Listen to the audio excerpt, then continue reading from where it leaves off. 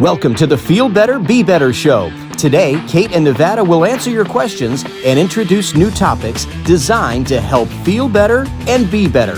These are raw conversations, but they will make a difference.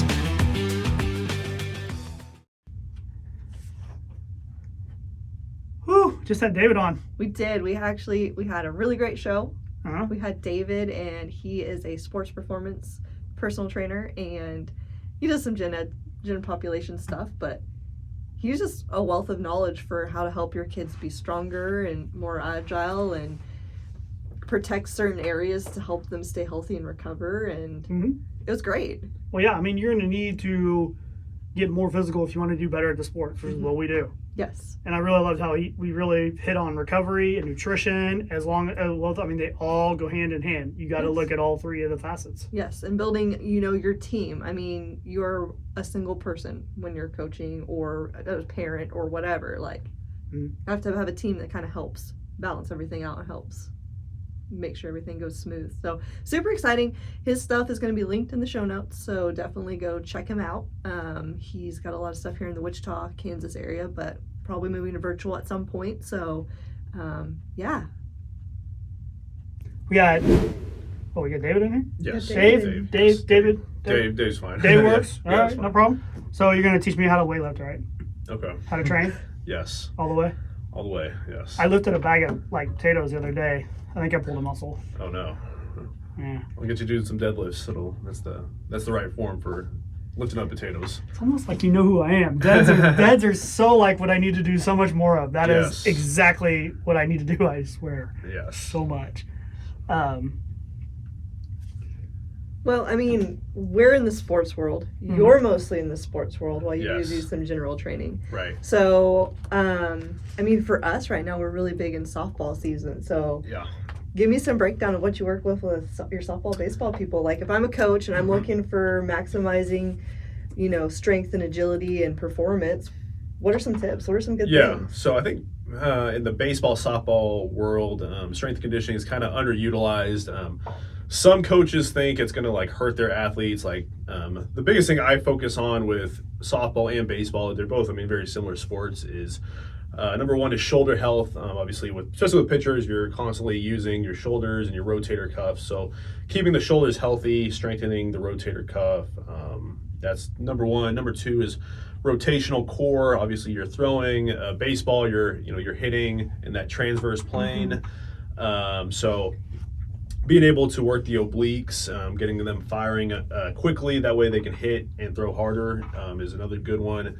Number three would be lateral change of direction. So obviously, there's a lot of change of direction that goes with baseball and softball, moving from base to base. So, helping them with their speed and agility when they're running from base to base, and even decelerating is big because, you have to decel when you get onto a base.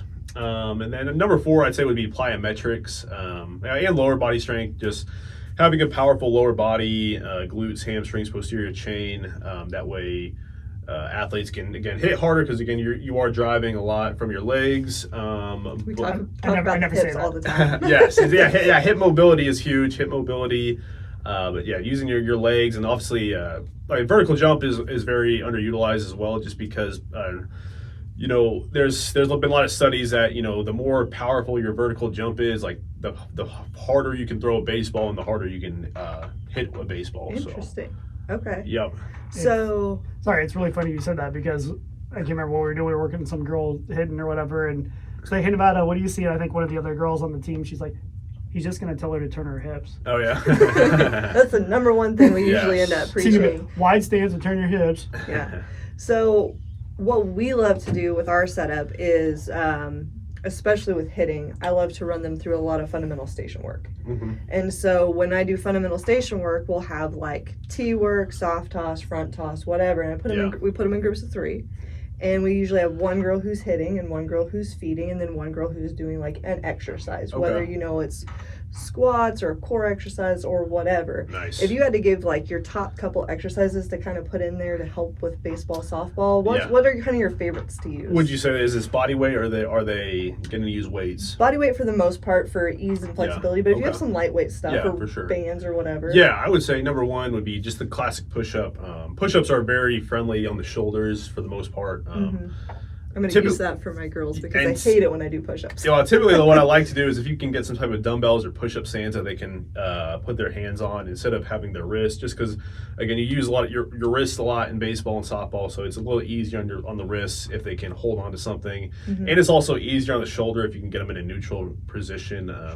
That's something I really try to focus on with my baseball and softball athletes is the barbell bench. This position right here isn't the most not the best position for the shoulders to be in, but if you can get them in that neutral grip, they're able to use their lats a little bit more and also be able to tuck their elbows in as opposed to you seeing the elbows flare out. So that's one. I do like band work a lot. So the rear delts and shoulders is you want to keep those healthy. So one I like is the underhand grip band pull apart, just squeezing the shoulder blades back. That's really good for their shoulders. And then I'd say one more would be using mini bands and just doing mini band walks or fire hydrant, something to work those hips. So those are three ones I would use that doesn't require a whole lot of equipment, but that's great for baseball and softball athletes. Yeah, that's great to mix in. I think one of my favorites the weekend to use is a little bit of isometric on some of the things. And really finding like a bat or a stick or something that kind of push against the wall. Yeah, utilizing some of those cores in particular. Yeah. So like you kind of your lateral. Yeah, your twisting motions. So I mean just kind of pushing where you can't get any force back and really trying to work the core. Yeah, for sure. I guess you could kind of call that a pal-off press, where they call it anti-rotation. Like sometimes you can use a band or a cable is you have it holding you out, whereas all the weight's coming from this side, and so the natural tendency is you're going to want to twist. So keeping that core braced so you can stay solid is really good core exercise. Yeah, we try to find ways to put it to where we can do it on the field. Yeah, that's awesome. Yeah, that's awesome. Which at least with that you could kind of link it through the fence. Yeah. Now I'm going to kind of deviate a little bit here. So you talked about with the push-ups making it more user-friendly for the shoulder for that specific group. Right. I saw one of your videos where you were talking about even squats and how you kind of modified them and how that kind of helps too. And I thought that was really interesting. Yeah, again, it's something just people don't think a whole lot about. And I think the problem I see a lot of times with baseball and softball athletes is they take high school weights class from a football coach, and so baseball and softball athletes don't need to be on the same program as a football player. That's what usually ends up happening is the football coach has the entire school on a football strength and conditioning program, which consists of barbell bench press, barbell back squats, and barbell deadlifts. And I like one thing is, again, keeping the shoulders healthy, and sometimes it's not the best thing to have this is a really unnatural position for the shoulders to be in. I like the safety squat bar where you can have your hands out in front, or even a front squat, or just holding a dumbbell. That's just more natural on the shoulders. And then number two is just loading the spine with a heavy barbell. Especially when a lot of times athletes don't know how to squat properly, it can kind of be a recipe for disaster. So knowing how to modify those lifts, I think is really important. Yeah. And do you change up things between off-season and in-season on the baseball, softball players? Yeah, kind of. Obviously when they're in season, we definitely want to keep the volume a little bit lower. That way they're not overtraining, and especially with how much they use their shoulders in season, like keeping that healthy is super important. But for the most part, I try to stay cautious year round. Like I said, there's the argument, could you do a barbell bench press with baseball and softball athletes? And I'm sure you could. But to me, I just don't see it being worth it to have a baseball pitcher or softball athlete, risk their career for one exercise when you can do a lot of different alternatives instead. Sure. Yeah, I like working a lot of more mobility in season, just because you're kind of pushing it during the game times and stuff like that. If you can mix them in and make sure you're keeping that range of motion down, it's almost more key to me. Yeah, recovery is super important for baseball and softball athletes. I've worked with some other baseball coaches and pitching coaches in the past, and something they do is arm care, where it's a lot of band work, working the internal, external rotation, and all that good stuff, all, stretching, stuff like that, working the T-spine, mobility. It is all very important for baseball and softball athletes. I feel like when I played, I'm sure you can relate, there was not really a big preach for recovery and stretch. And it was pretty, like, I went from sport to sport to sport, so that helped. Mm-hmm. It was like quite the opposite. It was pretty much you go as hard as you can all the time. For sure. Oh, Do you see, I mean, I know at the college level that's a huge shift now that people are making. Are you seeing that trickle down to, like, youth sports some, or, like, people being more cognizant, or is this still really bad? I think it's still kind of bad. So something I see a lot, and I was kind of writing something about this today, is, actually, I think I posted something about this today, is it's overworked athletes. So I can't tell you the amount of times I've had to change a session up on the fly because a kid walks in smoked from skill sessions, like pitching lessons. They have weights class at school, and they're also in season and practicing. And so like that, and then on top of coming to see me for like a speed and agility session, like that's a lot of stress on their bodies. And a sad reality is a lot of times these kids aren't getting enough calories or protein in their body, so they're not. Doesn't help their recovery, and a lot of the kids are not being able to sleep, are not sleeping enough. They're staying up late playing video games and have to wake up early for school. So it kind of is a recipe for disaster, and I think that's why a lot of times you see kids injured and having to go to physical therapists and chiropractors because they're just they're not recovering well enough. Yeah, I think you hit some really interesting parts in there because that's some of the stuff we're really hitting on pretty hard. Is the sleep and recovery. Yes. I mean, especially my generation, and even trickling onto yours or whatever. I mean, it was almost like you'll sleep later. Yeah. You'll be fine. You'll keep pushing it. You keep pushing it. Yeah. But our bodies evolved. I mean, our entire thing evolved to be asleep for a third of the day. Yeah. And you're trying to break that, and everybody's gonna be like, "Well, I don't need that much." It's like it's 1% of people that operate well on like 6. Yeah, for sure. Not like 20%. Yeah. And so are you really that 1%? Most people are not. You can get by for a long, long, long time, and you may not even really truly feel the effects until later. They're stressing how important that is. Yeah. And then I love how you said they're not getting enough proteins and calories. Yeah. I would say they may be getting enough calories. Yeah. They may even be thinking they're getting enough protein, but is it good for you? Yes, exactly. Is it the whole foods? Is it the good stuff? We actually have a picture that we've had that conversation about. Well, she got real mad at me. And because, I mean, she's got a lot of inflammation in her shoulder. And they can't find out why. They can't find out why, and it's a lot of work stuff. And yes, there's other reasons for it too, besides probably a lot of overwork, but probably other stuff as well. Yeah. But if you're eating food that's constantly causing more inflammation, you're never going to recover from that. Exactly. So. Right. And that's what I said. I was like, we need to change up your diet. Yeah. And she said, did you just tell me I need to go on a diet? And I'm like, no, I said you need to change your diet. It's especially tough with female athletes because I know most of those girls aren't getting enough calories or protein. I mean, more so the guys, I mean, they might be eating the junk food. I mean, obviously with female athletes, there's more of the concern with eating disorders and stuff like that, comparing yourself to others. But even not wanting to be bulky. Yeah, like exactly. Guy athletes don't seem to care about that because you want to put on the mass. But female athletes, like, you don't want to be the girl who's too muscular and too big. Like, how much do you love that one? Yeah. Well, I don't want to get too big. Yeah. Like, do you understand that the guy over there like spent hours upon weeks upon years trying to be able to gain a little bit of pounds, and you think you're just going to grab a dumbbell and then be bulky? It's so true. It's like we wish that's how it worked as a trainer, but it's not. So, that one is the one that always cracks me up. I always talk about that. Well, I don't want to be all bulky and muscular, and it's like, you do realize that's what we would love to have, and we can't do it, and our genetics are designed to do that. For sure. Yeah. So it's hilarious. I think the diets, I've noticed a ton. So I used to have really bad inflammation in my throwing shoulder in particular. Yeah. She can attest to it because she's seen me where I've literally from like the outfield just been like, and here you go. Because I just could not. Right. And then of course, I think it was it last night when you were like, whoa, you're actually throwing it today. Because I mean, as we've changed over our diet, trying to eat cleaner. Yeah. I mean, but I went through doctor to physical therapy to this to all that kind of stuff, and nothing really worked. Sure. Yeah.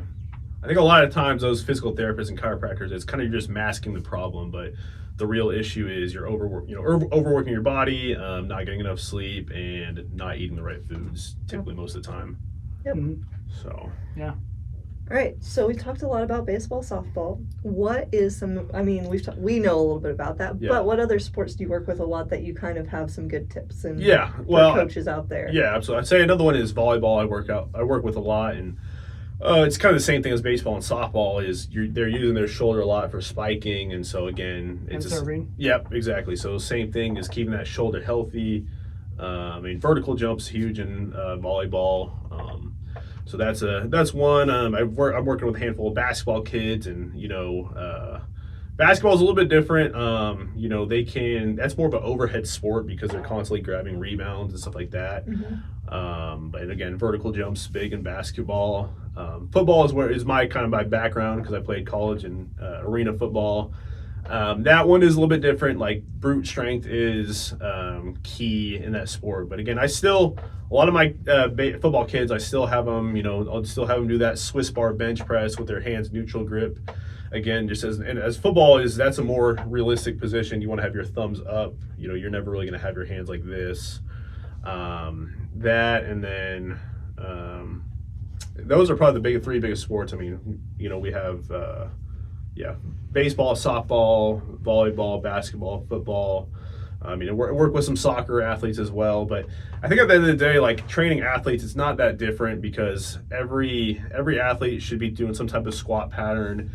Every athlete should be doing type of push, some type of pull, working their core, working single leg strength, plyometrics, speed agility. So they're all closely linked. It's just each athlete, depending on their sport and their age and their abilities, the program will be modified slightly, but it's not a whole lot different from sport to sport. Well, and their strengths and weaknesses. Exactly. Yeah. Yeah. Of course, you might have a better one than me, but I can't think of a single sport that you cannot do without it. That you cannot do better without a very strong base and legs and core. I mean, those you are like. It doesn't matter what you're doing. Every sport needs that. For sure, and I even say the same thing with general pop. Like general pop should still train like athletes in a way. Again, you should still do the basic movement patterns of squat, push, pull, hinge. And it's even if I trained Kate. Kate was a recreational softball player, and it's actually even more common probably in adult sports when an adult plays basketball, pick up basketball or recreational softball, and they sprint full speed for the first time in 3 or 4 years, and they pull their hamstrings. Mm-hmm. So I think it still definitely benefits general pop as well to be doing plyometrics and speed agility. I love that because that's kind of the premise we're trying to build a lot of our stuff on is athletic lifestyle development, not solely for youth, but even for the parents and family members. Because as you like to put it in one of our past podcasts, that everybody's technically an athlete. Oh, absolutely. Can be an athlete in some degree. It's very true. Yeah. Well, my argument is there's people that are not sports people. They're always like, well, I don't really believe in competition. I'm like, well, you're competing in something one way or another. For sure. Absolutely. It's just you've chosen to do it with this. Yeah. Where they've chosen to do it like this. Yeah. And then the other one I love more than anything is just the, I just don't have that athletic gene. Right. And it's like, nobody really did. They all learned it. Yeah, for sure. Yeah, you learned it some way. It's repetitive. It's a skill. You got to keep doing it in order to get through it. 100%. Yeah. So I'm just picking your brain about all kinds of things. Yeah, absolutely. Let's say I have a couple girls on my team who are little and look like they should be fast, and they are not fast at all. Yes. This is hypothetical. Okay. Totally hypothetical. Okay. How do I make them faster? What's my best way to make them faster? There's two ways you can go about doing this. Number one is, there's maybe like three. Number one is obviously as they go through puberty and their muscles grow and their bones grow, they're likely going to get faster. Number two, though, the two big ones is, number one is getting them in a strength training program. So some people are just so weak that they can't put force into the ground, and that's why a lot of people can't jump high or run fast is because their legs are just not strong enough to put force into the ground. And so typically a lot of times if your squat, their goblet squat's increasing and your trap bar deadlift's increasing, your vertical jump and your sprints are going to increase because you're able to put more force into the ground.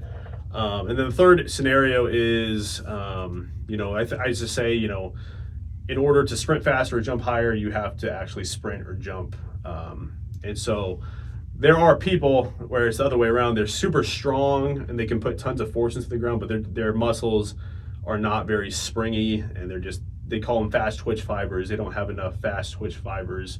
So it's important for them to be doing things like plyometrics, jumping with intent and sprinting full speed. Perfect. So if I'm doing my leg exercises in my hitting circuit, and I'm having them do some jumping exercises, and then I'm having them sprint around the bases every practice, they should develop more strength throughout the season. Yeah, that's the thing about softball and basketball and all those sports is they are getting sprinting and jumping typically most of the time in their sports. So it's usually the other way around. Usually, like I have some basketball kids. I mean, they jump all the time, so they can jump a lot.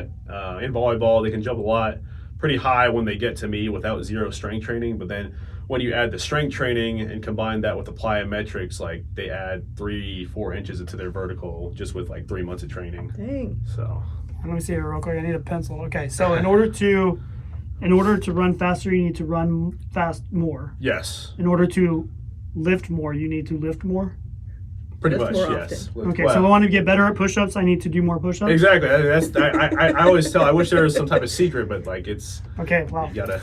It's repetition, like you said, repetition. Mind blown. Yeah, yeah. This is always the most obvious ones that kill people, though, because I mean, I don't know how many people like.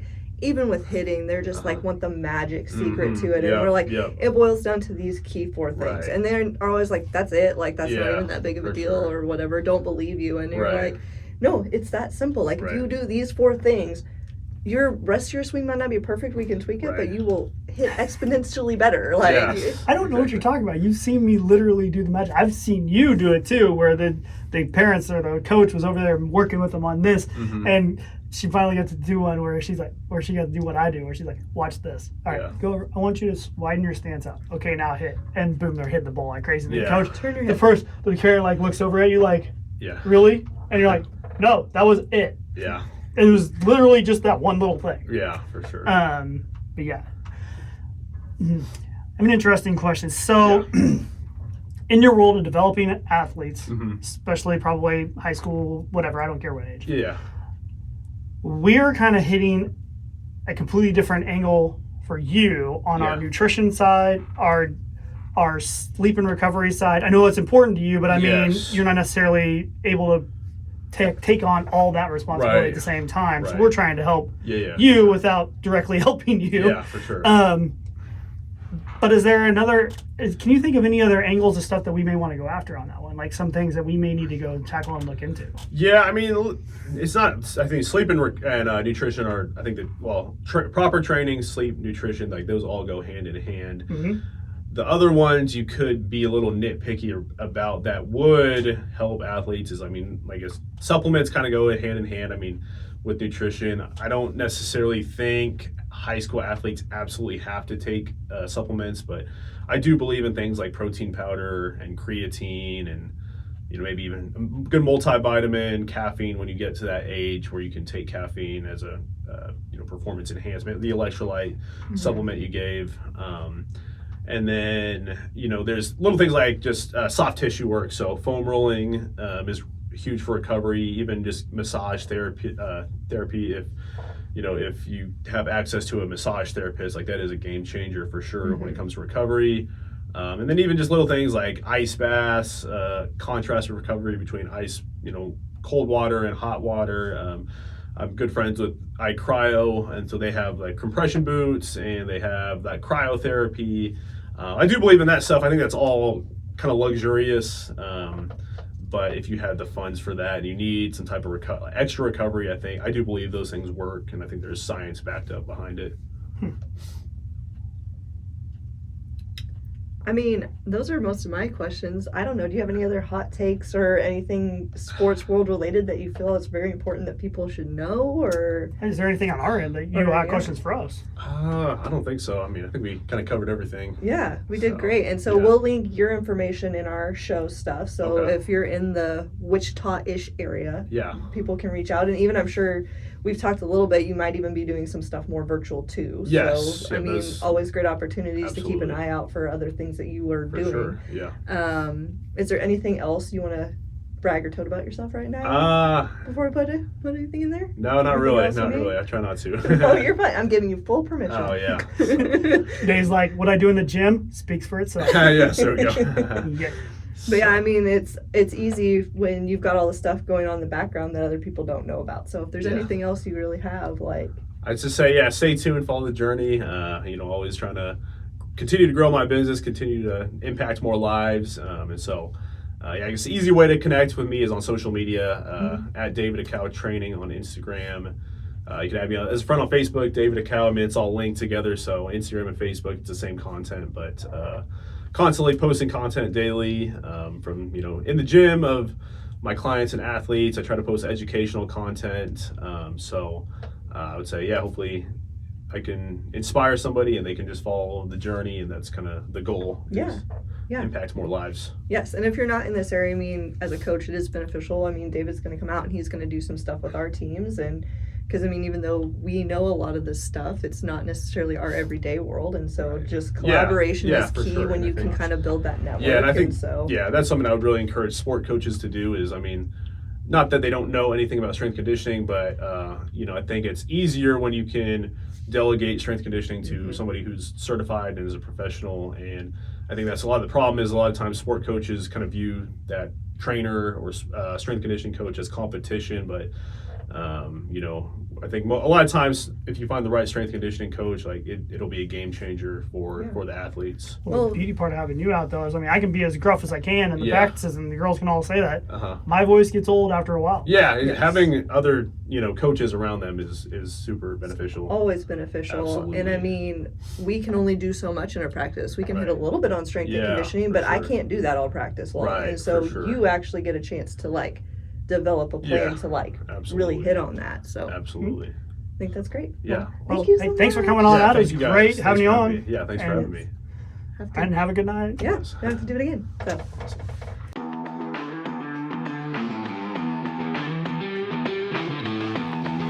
Thank you for watching. Kate and Nevada hope you've enjoyed this show and found it useful and empowering. If you have any questions or comments, please contact them at kinetics.com. That's KNETICX.com. They're on Facebook, Instagram, and TikTok as well. And please write a review of the show. Kate and Nevada appreciate hearing the feedback, and they welcome your reviews, and your word of mouth will help others learn how to feel better and be better.